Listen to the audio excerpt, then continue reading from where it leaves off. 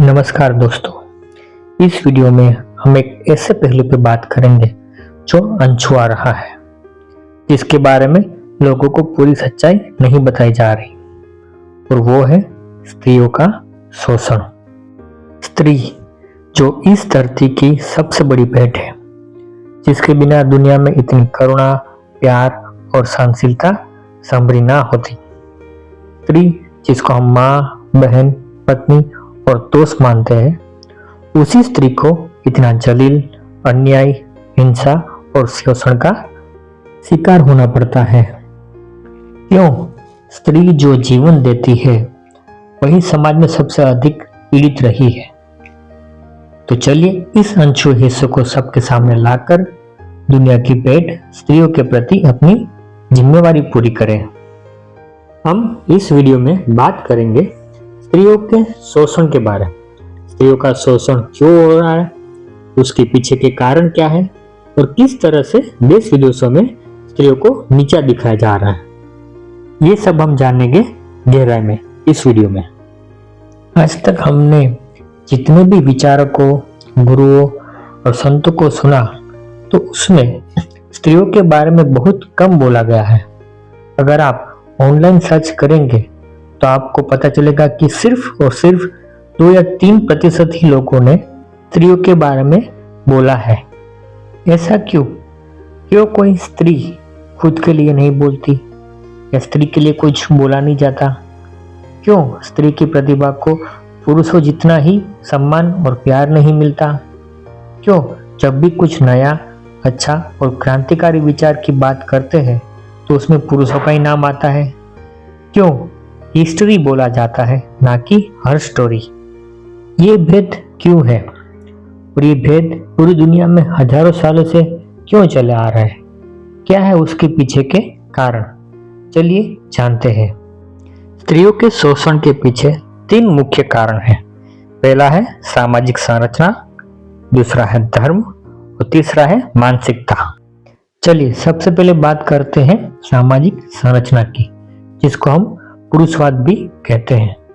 स्त्रियों के उत्पीड़न और दासता का इतिहास उतना ही पुराना है जितना कि सामाजिक संरचना के उद्भव और विकास का। मतलब कि स्टोन एज में पुरुष और स्त्री दोनों समान थे, किसी को ऊंच नीच से देखा नहीं जाता था। लेकिन जैसे जैसे हमने उन्नति की, विज्ञान सीखा, खेती करना चालू किया, तब से स्त्रियों को नीचा दिखाना चालू किया गया। संपत्ति, खेतीबाड़ी, ये सब पे पुरुषों ने कब्जा कर लिया, क्योंकि यह स्त्री की जैविक सीमाओं से मुक्त था। स्त्रियां अपने बच्चे और परिवार के देखरेख में खुद को विलीन करने लगी। वो समझती थी कि ये सब परिवार की खुशी के लिए ही हो रहा है, क्योंकि स्त्री पहले से ही करुणा और प्यार का आदर्श बनी हुई है। लेकिन उनको पता नहीं था कि ये परिस्थितियां आगे जाके ही उनकी दासता, शोषण और उत्पीड़न का कारण बनेगी। धीरे धीरे पुरुष प्रधान समाज की संरचना होने लगी, और ऐसे ही पुरुषों ने प्रभुत्व जमा लिया। पुरुषों ने स्त्रियों को जैसे कि कोई है ही नहीं, स्त्री का कोई अस्तित्व नहीं, ऐसी स्थिति बना दी। और वह स्थिति धीरे धीरे इतनी गाढ़ हो गई कि आज भी काफी जगहों पे स्त्रियों को समाज का हिस्सा माना ही नहीं जाता। चलिए अब बात करते हैं दूसरे कारण, जो है धर्म। वैसे तो धर्म सबको समान हक देता है, लेकिन कुछ पूंजीपतियों और धर्म के बड़े पद पे बैठे हुए पुरुषों ने अपनी संपत्ति और पद के लिए धर्म में काफी सारे बदलाव लाए और स्त्रियों के हक को सीमित कर दिया। और यही बदला हुआ धर्म आगे जाके स्त्रियों की अवदशा का कारण बना। उदाहरण के तौर पर, जैसे कि वैदिक काल में स्त्री और पुरुष दोनों को समान गिना जाता था। यहाँ तक कि स्त्रियों को शिक्षण, संपत्ति का अधिकार भी था। हम ये रामायण जैसे महाकाव्य में देख चुके हैं। स्त्रियों को अपने पति चुनने का अधिकार था। ये सब चीजें हमने रामायण में देखी हुई है। लेकिन 600 वर्ष ईसा पूर्व से स्त्रियों को निम्न गिनने लगने लगा। स्त्रियों को शिक्षा, संपत्ति और कुछ कर्मकांडों से वंचित कर दिया गया। इसके पीछे का कारण है धर्म, बदला हुआ धर्म, जो पुरुषों ने अपनी संपत्ति और अपने पद के लिए बदला था। हमने पढ़ा है कि मनुस्मृति में भी लिखा है, नारी को बचपन से पिता के अधीन, युवावस्था में पति के आधिपत्य में तथा पति के मृत्यु के उपरांत पुत्र के संरक्षण में ही जीना चाहिए। ग्रंथों में भी लिखा गया है कि स्त्री पुरुष की दासी है, पैरों की जूती है। ये उस समाज की पुरुष की सोच को दर्शाता है और उस धर्म में काफी ऐसी परंपराएं और प्रथाएं बनाई गई जो स्त्रियों का शोषण करती थी, जैसे कि सती प्रथा, जौहर। तो इसी तरह स्त्रियों का सबसे ज्यादा शोषण धर्म ने ही किया है और अभी भी कर ही रहा है। फिर भी स्त्रियां सबसे अधिक धर्म कांडों में ही उलझी हुई रहती है। अब ये सबसे अहम पहलू और अहम कारण जिसको हम बोलेंगे मानसिकता। इसमें हम स्त्रियों की मानसिकता की बात करेंगे और कैसे स्त्रियों की मानसिकता को बदला गया उसके कारण भी जानेंगे। जैसे कि लोगों को दिखाया जाता है, बताया जाता है कहानियां, ग्रंथों और गुरुओं के वचन के माध्यम से, और ये सब चीजें धीरे धीरे लोगों के मन के अंदर, दिमाग के अंदर घर कर जाती है और उनकी मानसिकता के ऊपर प्रभाव लाती है। जैसे कि अगर बचपन से ही पुत्र पुत्री के उछेर में भेदभाव हो तो स्त्री, लड़की या बेटी खुद को निम्न ही मानने लगेगी। उसको पहले से ही बताया जाएगा कि लड़की घर की लाज, और वो खुद को नीचा ही समझेगी क्योंकि उसके आजू बाजू होने वाली क्रियाएं उसको ये महसूस कराती है, वो मानसिकता उद्भव करती है। उसको पहले से ही बताया जाता है कि लड़की घर की लाज है, इज्जत है, लड़की को यही करना है, ये नहीं करना है, ये चीजें उसके लिए सही है, ये गलत है, लड़की घर की पराई है। तो वो अपने आप को उसी तरह से ढालने लगती है। मतलब कि हमारे समाज की रचना ही स्त्रियों की मानसिकता को बदलने का कारण बनी हुई है। और दूसरी ओर धर्म ने स्त्रियों को इतना दबाया और शोषित किया कि स्त्री ने खुद को शोषित मान लिया और वो खुद को पति की पैरों की जूती, पति की दासी समझने लगी। जैसे कि हमने ग्रंथों में पढ़ा है, जैसे वो बोलते हैं, हे स्वामी, मैं तो आपकी दासी हूं। इसी तरह स्त्री को पुरुष ने नीचा बना दिया और पुरुषों ने आधिपत्य जमा दिया। स्त्री को हमेशा पुरुषों की रक्षा में ही रहना चाहिए, वो अकेली कुछ नहीं कर सकती। स्त्री पति की दासी है, पुरुष जो कहे वही उनको करना है और उनको बच्चे पैदा करने का साधन बनाया गया। उसके अलावा सती प्रथा और जौहर जैसी प्रथा ने स्त्रियों को और शोषित किया।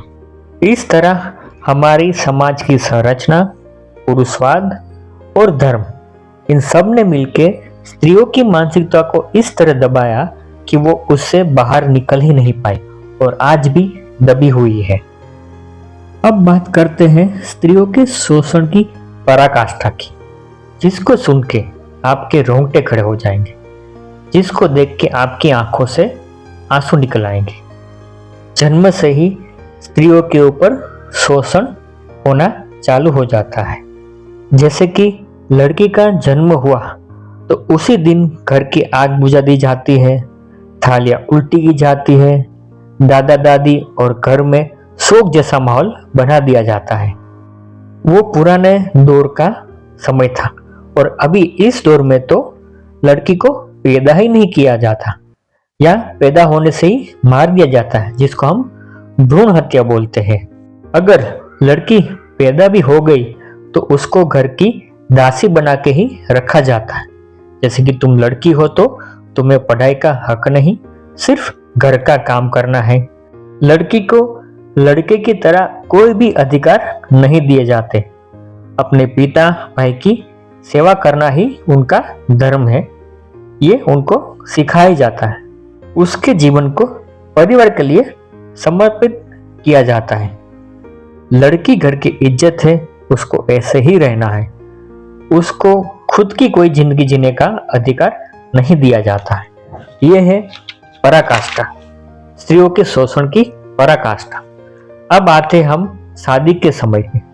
जैसे जैसे लड़की बड़ी होती है, जब शादी का समय आता है तो दहेज, दास्ता और शोषण भी चालू हो जाता है। उनको बताया जाता है कि घर की इज्जत तुम्हारे हाथ में है, ससुराल में भी तुम दासी बनकर रहना। भले ही ससुराल में स्त्रियों को दासी से भी बदतर रखा जाता हो, लेकिन उनको आवाज उठाने की मनाही होती है। अपने अधिकारों के लिए बोलना भी पाप माना जाता है, ऐसा ही उनको सिखाया जाता है। दहेज के लिए मारना, मौत, घर में हिंसा, मारना पीटना, पति के हाथ से मौत, बलात्कार जैसी काफी सारी खबरें आप सुनते आते हो रहे हैं। और ये डेटा इतना खराब है कि वो आपकी आंखें फाड़ देगा। और ये सिर्फ इंडिया में ही नहीं हो रहा, बल्कि पूरी दुनिया में हो रहा है। स्त्रियों को सब धर्मों, सब खंडों में अलग अलग तरीकों से सिर्फ और सिर्फ शोषित किया गया है। ये थी उनके शोषण की पराकाष्ठा। हम जानते हैं कि यह समाज स्त्री और पुरुष दोनों से ही बना हुआ है, फिर भी स्त्री का कोई अस्तित्व इसमें दिखाई नहीं देता। स्त्री को अंधारगिनी कहा गया, लेकिन नारी जैसा कोई व्यक्तित्व ही नहीं है। नारी की अपनी कोई अलग पहचान ही नहीं है। नारी का अस्तित्व उतना ही है जिस मात्रा में वह पुरुष से संबंधित है। पुरुष का संबंध ही उसका अस्तित्व है। उसकी अपनी कोई आत्मा नहीं रही, वो खुद को निम्न गिनने लगी है। इसीलिए स्त्रियों को ये बात समझ लेनी जरूरी है कि उनको ये घिटी पिटी मानसिकता से निकलना होगा, उनकी जंजीरों से दूर होना होगा, धर्मों में खुद के उद्धार के लिए लड़ना होगा। उनको खुद की सोच बदलनी होगी और खुद के लिए लड़ना होगा। धन्यवाद हमारी बातों को सुनने के लिए। कृपया लाइक, सब्सक्राइब करें और देश से देखे इसी विवाद का भाग 2, क्योंकि स्त्रियों का शोषण मानव जाति के इतिहास में सबसे ज्यादा हुआ है। वो इतना गहरा है और इतना फैला हुआ है कि वो अभी भी चल रहा है। इसलिए दूसरे भाग में हम और जानेंगे स्त्रियों के शोषण और दास्ता के बारे में। सोच बदले, बदलेगा समाज। धन्यवाद।